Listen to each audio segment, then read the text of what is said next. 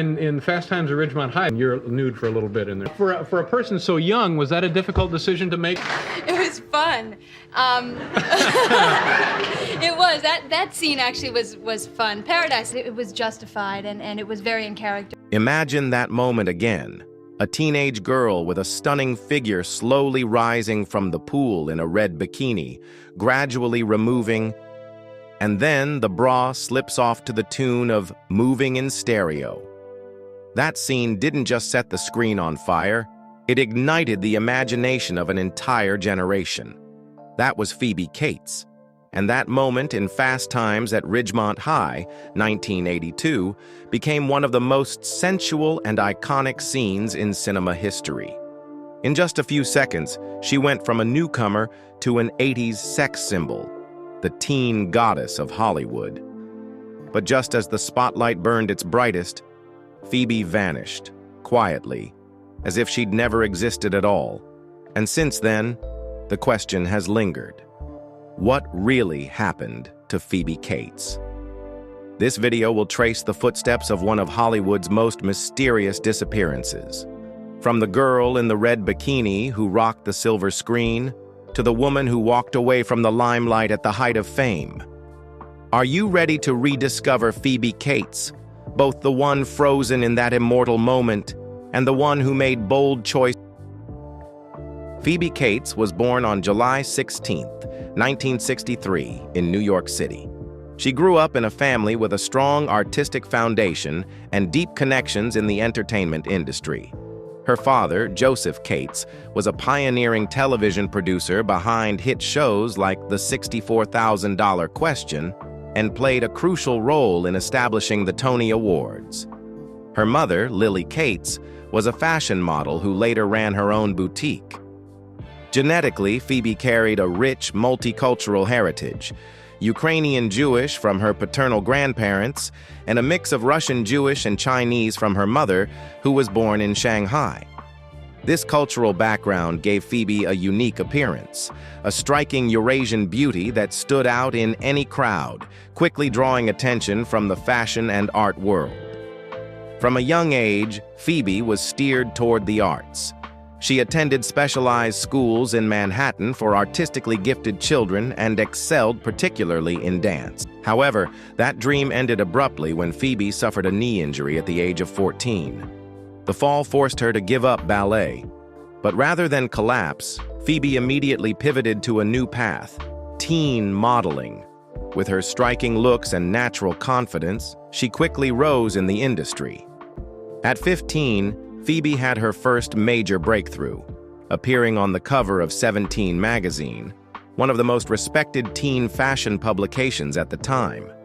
Interestingly, she was still wearing braces then. She offered to remove them before the shoot to look better, but the editor insisted on keeping the authentic image. The cover, featuring her radiant smile and braces, became her first signature moment, establishing Phoebe Cates as a natural, unpretentious presence, something rare in an industry built on. Phoebe Cates began her acting career with a decision that wasn't easy. At just 17, she landed her first leading role in the film Paradise, 1982. Set in the ancient Middle East, the film follows two teenagers as they navigate dangers to survive and grow up. Phoebe played the role of Sarah, a young girl facing emotional, romantic, and even sensitive situations on screen. Though inexperienced at the time, Phoebe accepted the role with remarkable courage, as it was her first real test in front of the movie camera. The complex scenes requiring deep emotional expression, especially those involving psychological sensitivity, made the role a significant challenge. Later, Phoebe admitted she wasn't entirely satisfied with the film, even calling it an unofficial copy of The Blue Lagoon. Nevertheless, Paradise helped her gain attention, thanks to her striking debut, gentle beauty paired with undeniable magnetism. Her boldness, composure, and professionalism in this first. Just a few months after Paradise, Phoebe landed the role that would change everything. Linda Barrett in the teen comedy Fast Times at Ridgemont High, 1982. Though not the lead, her character had one of the film's most iconic moments. The scene of Linda stepping out of the pool became an image forever tied to 1980s American pop culture. Though her screen time was brief, Phoebe's portrayal of Linda turned her into a symbol of youthful beauty and the quintessential high school crush on screen. The role catapulted her to near-overnight fame, with magazines hailing her as one of Hollywood's most promising new faces. What's notable is that Fast Times at Ridgemont High wasn't just another teen flick. Cameron Crowe's script and Amy Heckerling's realistic direction elevated the film into a cult classic. Years later, it was selected by the Library of Congress for preservation, recognized for its cultural significance and its authentic reflection of 1980s American youth. Linda Barrett, Phoebe's character, was not only beautiful but also carried emotional depth. After her breakout with Fast Times, Phoebe didn't choose to repeat the same formula. Instead, she took on the lead in Private School, 1983, another high school comedy. This time, beyond acting, she also sang 2 songs for the soundtrack, Just One Touch and How Do I Let You Know. Not every actress is willing to showcase musical talent without prior recognition in that field. Phoebe's confident decision to sing in the film proved she wasn't relying solely on her looks. She genuinely wanted to establish herself as a multi-talented artist. In Private School, she demonstrated versatility in character building, playing a schoolgirl who was both funny and mischievous, yet retained her innate sweetness. The combination of natural acting and soft vocals won over audiences. It was a clear step forward in shaping Phoebe's image. Not merely a screen beauty, this line, though controversial, brought Phoebe even more attention. It showed that she wasn't afraid to break out of her comfort zone and take on roles far removed from the sweet, gentle characters she had portrayed before.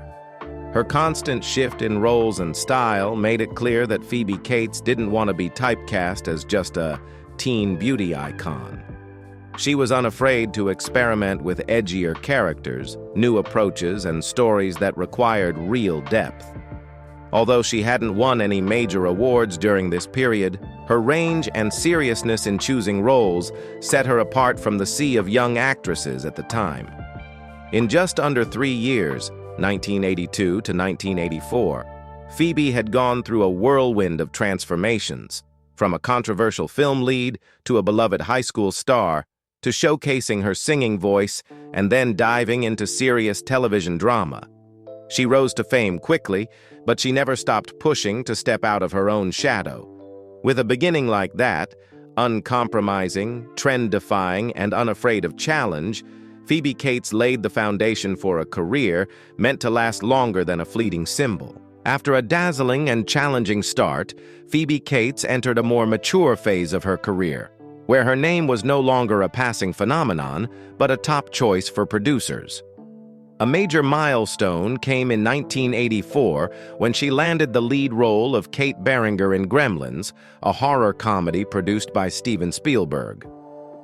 Amid the chaos of mischievous creatures and bizarre scenarios, Phoebe served as the film's anchor, gentle, intelligent, relatable, yet memorable enough to stand out beyond the gremlins themselves.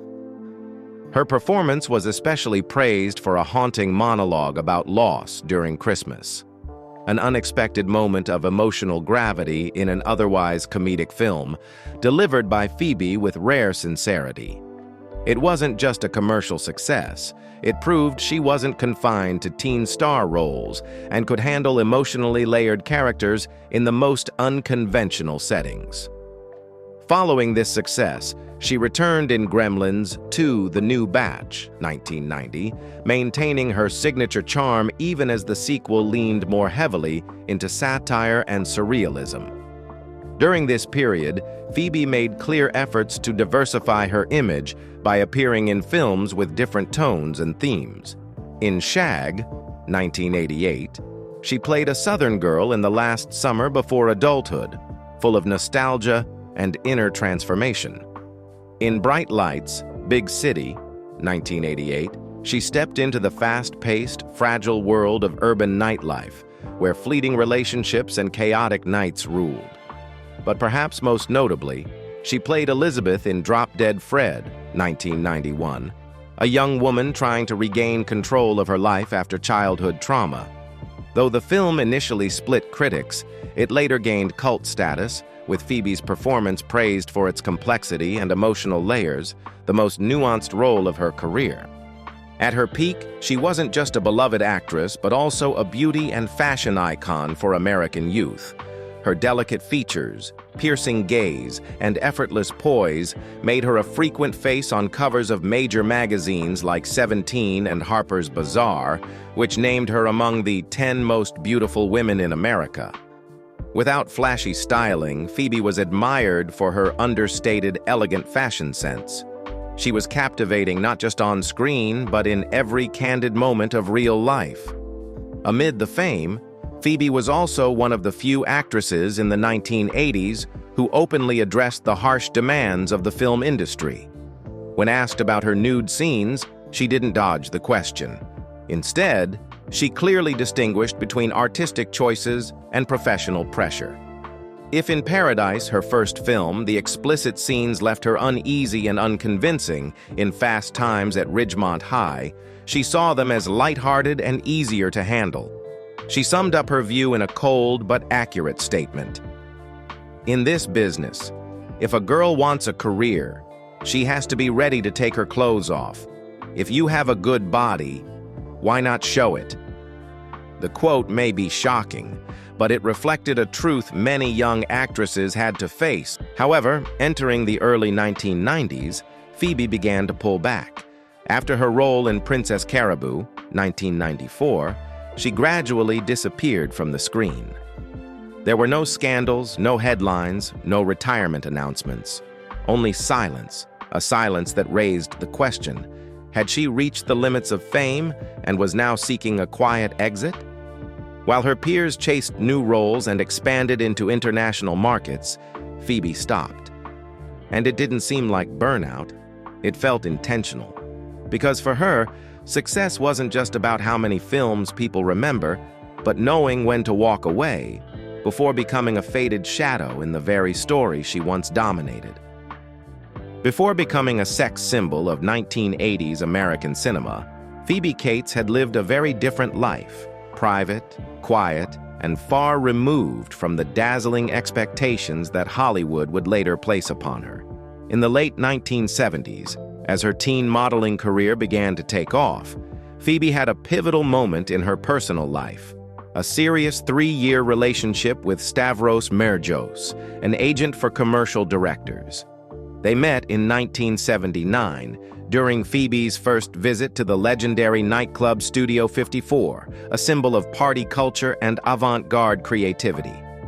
She was there with Andy Warhol, a close family friend, and instantly became the center of attention thanks to her fresh yet striking appearance. Not long after, she and Merjos moved in together in a spacious apartment in Greenwich Village, the heart of Manhattan's bohemian art scene. No paparazzi, no public displays. Their relationship existed entirely outside the spotlight. In a rare comment, Merjos once said, "Phoebe was amazing because she accepted everything that came her way with calmness, without arrogance or attitude." At the time, Phoebe was still navigating her path between modeling, acting classes, and her first career decisions. Living with an older, more experienced man showed her tendency to seek stability and independence in personal relationships, something that would become a consistent theme in her major life choices. The romance ended as quietly as it had begun. For a young artist on the brink of the entertainment industry, it may have signaled the beginning of her self-reinvention, not just as a model or someone's girlfriend, but as a professional actress. And, like a twist of fate, in 1983, during a script reading for The Big Chill, 19-year-old Phoebe Cates met veteran actor Kevin Kline, then 35, at an audition room in New York. Though the role of Chloe ultimately went to Meg Tilly and Phoebe's scenes were cut, that brief encounter sparked the biggest turning point in her life. 2 years later, they crossed paths again. Cates was rehearsing a Russian play downstairs at the Public Theater, while Kline was preparing for Henry V upstairs. That reunion brought them closer. Kline, with his self-deprecating humor and a reserved demeanor often mistaken for arrogance, admitted, "I thought she was too happy to be with me. She was too enthusiastic about life. What would we even talk about?" That contrast between a former teen model famous for a jaw-dropping Phoebe Cates is living proof that a light doesn't need to shine constantly to be unforgettable. She didn't leave behind a legacy of numerous films or major awards, but a single image, a girl rising from the pool with an unforgettable gaze, a scene that lasts less than 30 seconds but has echoed across decades. It wasn't just a moment in Fast Times at Ridgemont High, it was a moment that redefined an entire generation's idea of the dream schoolgirl. And today, when Jennifer Aniston and Brad Pitt recreated that scene during a charity table read in 2020, it wasn't just nostalgia, it was pop culture heritage. But Phoebe's legacy isn't confined to that one frame. It lives in her choices. When Hollywood expected her to become a mass-market sex symbol, she stepped back. When the world chased after her, she chose quiet. And when all eyes turned toward fame, she turned toward her family. In silence, Phoebe's influence also crossed beyond American borders. In Japan, her image lived on through the character Ayukawa Madoka in the anime Kimagura Orange Road, a mysterious, strong, yet deeply emotional teenage girl who embodied Linda Barrett's cinematic essence and transcended the screen to enter another culture's imagination. She may no longer walk red carpets, but Phoebe's presence continues across generations. Her two children, Owen, a filmmaker, and Greta, an indie musician known as Frankie Cosmos, didn't follow their mother's glamorous path. Instead, they inherited her spirit of freedom and refusal to compromise. That is perhaps the most valuable, intangible legacy of all, passing down the courage to live truthfully, even if it means stepping away from the spotlight. Today, Phoebe Cates and Kevin Kline split their time between two worlds, a luxurious penthouse in the bustling Upper East Side and a peaceful estate in upstate New York. Though seemingly opposite, urban noise and rural calm, these two settings form the perfect balance for a life once lived in the limelight. In Manhattan, Phoebe runs Blue Tree, the boutique she opened in 2005 as a way to stay connected to art and beauty. From perfumes to decor, every item is hand-picked by her, pieces of creativity from an artist who never truly left the arts. At the estate, she cooks, gardens, and hosts intimate dinner parties with friends, where tales of Hollywood's golden days are told with laughter, not regret. Though no longer on screen, Phoebe Cates has never truly disappeared. She continues to appear alongside her husband and children at film, art, and music events. She attends fundraisers, indie music nights, and gallery shows where her daughter Greta performs. Now in her 60s, she still turns heads with her grace, not because of makeup or flashy clothes, but because of the serenity that radiates from her way of living.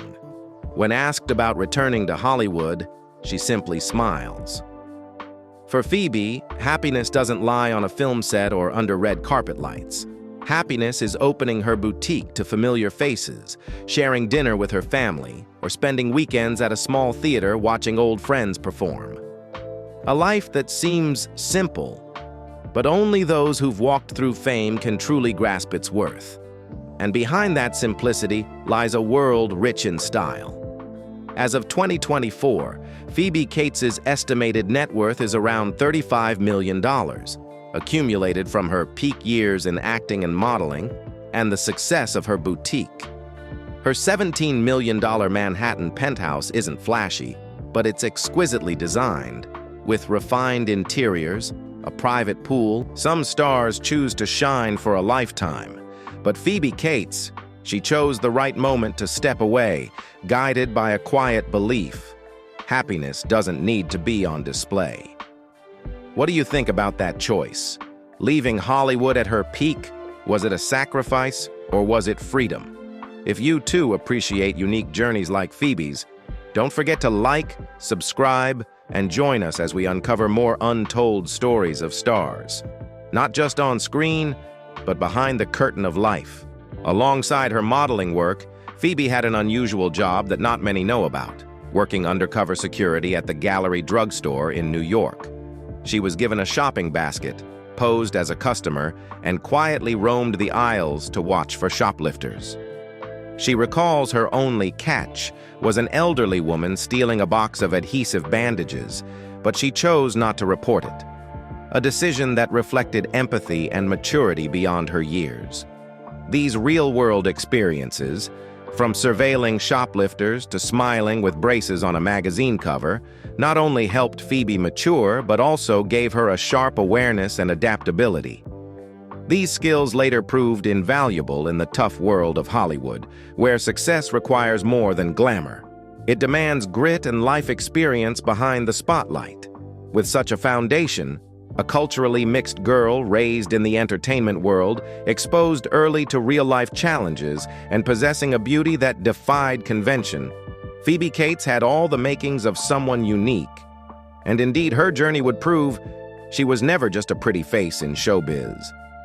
She was a woman who chose her own path, one that defied the crowd, and that's what made Phoebe different. On March 5, 1989, the couple officially married in a private ceremony in New York. Phoebe was 25, Klein was 41. They moved to the Upper East Side of Manhattan, where they raised 2 children, Owen Joseph Klein, born 1991, and Greta Simone Klein, born 1994. After marriage, Phoebe stepped away from her flourishing career to become a wife and mother. She turned down multiple roles, including the lead in Father of the Bride, 1991, because she was pregnant. Family came first. "We agreed to take turns so we'd never be working at the same time," Klein told Playboy in an interview. But whenever it was her turn to work, Phoebe always chose to stay home with the kids. No more red carpets. Her new life demanded adaptation. This shift sparked rumors. Some speculated about health issues. Others suggested she was disappointed by a lack of roles. But there was no drama, no scandal, just a conscious decision to step away from the relentless grind of the film industry. In 1998, Phoebe Cates was hit with a real shock when her father, veteran television producer Joseph Cates, passed away. It was a deep loss, but her small family with her husband and children became the strongest pillar of support. "If you want a marriage to last more than 6 months in Hollywood, you've set a Guinness record," Klein once said with a half-joking smile, revealing their simple philosophy on life. Phoebe didn't just make sacrifices for her children. She accompanied and guided them every step of the way. On the set of The Squid and the Whale, 2005, she was always present, quietly ensuring that her son Owen behaved properly and experienced a professional working environment.